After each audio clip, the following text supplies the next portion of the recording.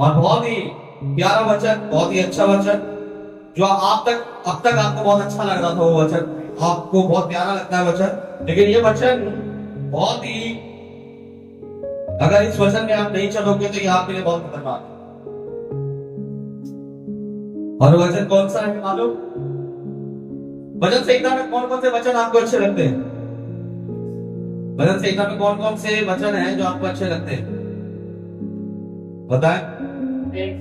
हाँ, यहोवा मेरा चरवाहा, वचन संहिता 23 और 91, यहोवा मेरा रक्षक, और 23 और 91 को ज्यादा ही लोगों को बहुत अच्छा लगता है कि ये वचन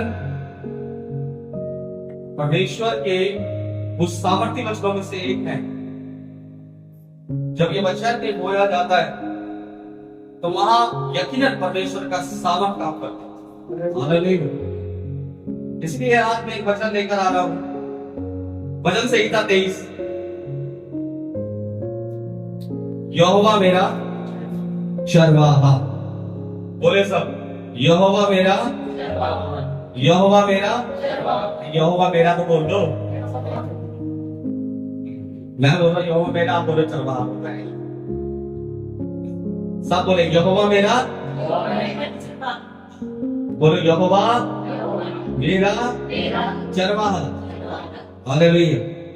और मैं, बोलो और मैं उसकी भेड़ हूं, पास्टर की नहीं हूं। हालेलुया। किसकी भेड़ है आप? हाँ, परमेश्वर की भेड़ है। ठीक है। आज के इस वचन को देखकर पास्टर लोग थोड़े बहुत सयाने हो जाएंगे कि ये भेड़ हमारी नहीं है। और बात यकीनन आप लोग किसके बुलाए गए? परमेश्वर के बुलाए गए। मेरे कहने से अगर आए हो तो भैया गुरु चेला और नरक में ठेलम ठेला है ना। अगर मेरे घर से आए हो, मेरे कहने से आए हो तो गुरु चेला और नरक में ठेलम ठेला। तो प्रभु की भेड़ों के लिए क्या बना है? प्रभु की भेड़ों के लिए क्या बना है? जोर से बोले। हाँ, कोई क्रिमिनल नाम नहीं ले रहे आप। क्या बना है प्रभु की भेड़ों के लिए? स्वर्ग बना है। और स्वर्ग कौन जा सकता है? जो यहोवा को अपना चरवाहा मानेगा। क्या? यहोवा को अपना चरवाहा मानेगा और अपने आप को समर्पण करेगा कि मैं तेरी भेड़ हूं और तू मेरा चरवाहा है। हालेलुया। बहुत सी भेड़ों में कुछ ऐसी भेड़ें होती हैं जो चरने के समय ही उस झुंड में शामिल हो जाती है कि चरने का समय आ गया, उन्हें कुछ मिलेगा तो हम एक काम करते हैं कि चरवाई के झुंड में हम भी शामिल हो जाते हैं। ये नहीं पहचान पाएगा कि हम कहीं और किए। लेकिन चरवाहा जो है वो अपनी भेड़ों को बचपन से पालता है। हालेलुया। वो पहचान लेगा ये भेड़ मेरी है या नहीं है। हमें जैसे भाई ने बकरे पाले हुए, भाई अपने बकरों को पहचान लेंगे 50 बकरों के बीच में भी कि ये मेरे बकरे मेरे पाले हुए। ऐसे हम अपने बच्चों को पहचान लेंगे। अगर वो 1000 लाख की भीड़ में भी होंगे तो हम पहचान लेंगे कि ये मेरे बच्चे हैं। पहचानेंगे नहीं पहचानेंगे। ऐसे ही चरवाहा यानी यीशु अपने लोगों को, अपने चुने हुए लोगों को पहचान लेता है। हालेलुया। भीड़ तो बहुत है, भीड़ बहुत है, लेकिन चुने हुए थोड़े। इसमें से भी शायद चुने हुए थोड़े हो सकते। आप ये मत समझना कि आप चुने हुए हो उसके खुदा के घर में। खुदा ने कहा भीड़ तो बहुत आएगी लेकिन चुने हुए थोड़े। उसके लिए क्या करना है? उसके लिए काम करना है, इस वचन को समर्पण करना है और इस वचन को अपने अंदर होना है। यहोवा मेरा चरवाहा। अच्छा, बजे जानते? बजे बजे बजे होती बहुतों के पास, है ना। वजह होती है। ये इस वजह के कारण मैं चर्च नहीं आना था या नहीं आ रही थी। इस वजह के कारण मैं फेसबुक में लाइव नहीं आना था, नहीं आ रही थी। इस वजह के कारण मैं संगति में नहीं आ रहा था, नहीं आ रही। होता है ना, वजह होती है लोगों के पास। और एक वजह के अलावा एक और चीज होती है, बोझ। क्या होता है? बोझ, चिंता का बोझ, परेशानी का बोझ, कर्जे का बोझ, नाना प्रकार के बोझ होते हैं जिससे क्या वो संसार में खोया रहता है। और बहुत से मसीह लोग अपनी वजह को, अपने बोझ को खुदा से बड़ा बना लेते हैं, परमेश्वर से बड़ा बना लेते हैं। ये हकीकत। अपनी वजह को भी, जब वो ये कहते हैं मैं इस वजह से चर्च नहीं आया, नहीं आए, इस वजह से मैं लाइफ नहीं आया, नहीं आए, मैं इस वजह से संगति में नहीं आया, नहीं आए, इसका मतलब उसने अपनी वजह को खुदा से बड़ा बना दिया। खुदा फिर उसके सामने कुछ नहीं है, ये हकीकत। ऐसी बोझ को भी, ऐसी चिंताओं को भी प्रभु ने कहा सारी चिंता तो मुझे दे, लेकिन क्या कर रहे हैं, चिंता लेकर ही बैठे हुए, चिंता लेकर ही बैठे। और चिंता लेकर बैठने से क्या आप एक कदम नहीं चल पाओगे? जब आप इतना सा काम नहीं कर सकते तो काहे की चिंता कर रहे हो? हम क्या खाएंगे, क्या खाएंगे? 10 साल बाद मेरा मकान होगा या नहीं होगा? पहले ये तो बताओ, 10 साल हो गए तुम्हें मसीह में आते हुए, तुम वचन नहीं पढ़ पाए, तुम वचन को नहीं समझ पाए, मकान क्या करोगे देखो? जब तक तुम मकान तक जाओगे तब तक प्रभु तुम्हें बुला देगा। हालेलुया। इसलिए जो समय है, जो हमारे पास समय है, दिस टाइम जो अभी है हमारे पास, वह समय हमें खुदा को देना है। हालेलुया। या मैं आपको यकीनन बता दूं, आपका यहाँ आना व्यर्थ है। आप यहाँ आज लगातार नया आराम आप आ रहे हो, और जब मरने के बाद कहाँ जा रहे हैं, प्रभु पहचान ही नहीं रहा, हम नरक की आग में जा रहे हैं। जब हम रोज चर्च आते थे, जब हम रोज प्रार्थना करते थे, हमें नरक की आग में मत डाल, प्रभु सुन ही नहीं रहा। प्रभु का स्वर्गदूत आया, क्यों चिल्ला रहा है? वो कह रहा है मैं तुझे नहीं जानता, तू कौन है? अरे मैं तो पास्टर रवि हूँ। कौन पास्टर रवि? कौन? प्रभु तेरा दास। कौन सा दास? दास तो मेरी आज्ञाओं को मानता है, तूने मेरी कभी आज्ञाओं को माना?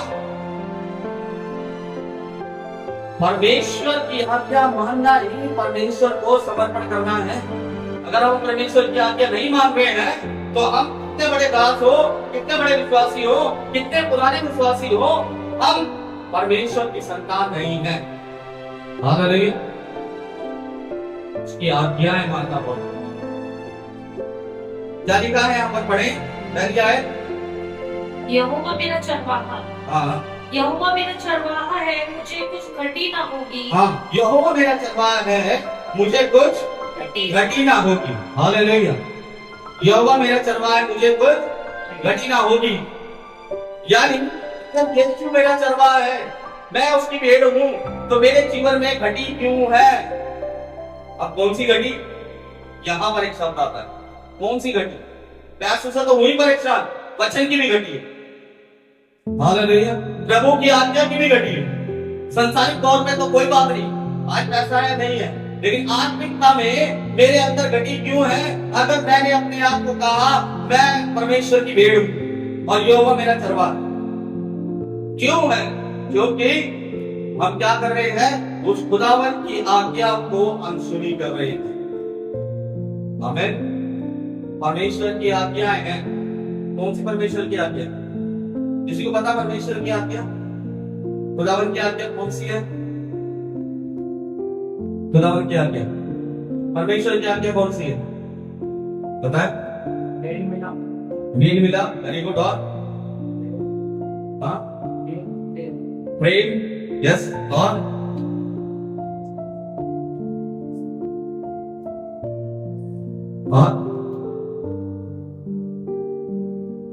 प्रभु इंसानों के बीच में क्यों आया? इंसानी रूप लेकर।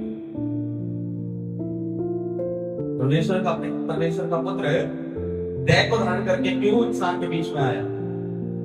क्या करने आया? कि वह मनुष्यों की क्या कर सके? सहायता कर सके। क्या कर सके? सहायता कर सके। जो पापी थे उन्हें पाप से छुटकारा दिला सके। हर एक ने पाप किया और सब परमेश्वर की महिमा से दूर रहे, इसलिए वह इंसानी रूप में आकर हमारे बीच में क्या किया? उसने मनुष्य के बीच में क्या किया? डेरा किया कि हम क्षमा प्राप्त कर ले, हमें क्षमा मिल जाए। और यहाँ लिखा यहोवा मेरा चरवाहा, मुझे कुछ घटी ना होगी। जब हम प्रभु के भेड़े हैं और यहोवा हमारा चरवाहा है, तो हमारे पास कोई घटी नहीं होनी चाहिए। हालेलुया। घटी नहीं होनी चाहिए, क्योंकि मेरा जो चरवाहा है वो कौन है? वो और कोई नहीं, वो जीवित परमेश्वर प्रभु यीशु मसीह। आमीन। इसलिए जब आपको बोला जाए कि प्रार्थना करें तो तुरंत तैयार हो जाए प्रार्थना करें। हाँ, प्रार्थना करें। आपको बोला जाए खुदा का प्रचार करें, तुरंत क्या हो जाए? प्रचार के लिए तैयार हो। अभी मैंने बोला कोई है जो वचन पढ़ लेगा, सब एक दूसरे का मुंह देख रहे हैं, सब एक दूसरे का मुंह देख रहे हैं कि कौन वचन को पढ़ेगा। हालेलुया। अभी मैं बोलूं चलो पार्टी करने चलते हैं, कौन है जो पार्टी करने चलेगा?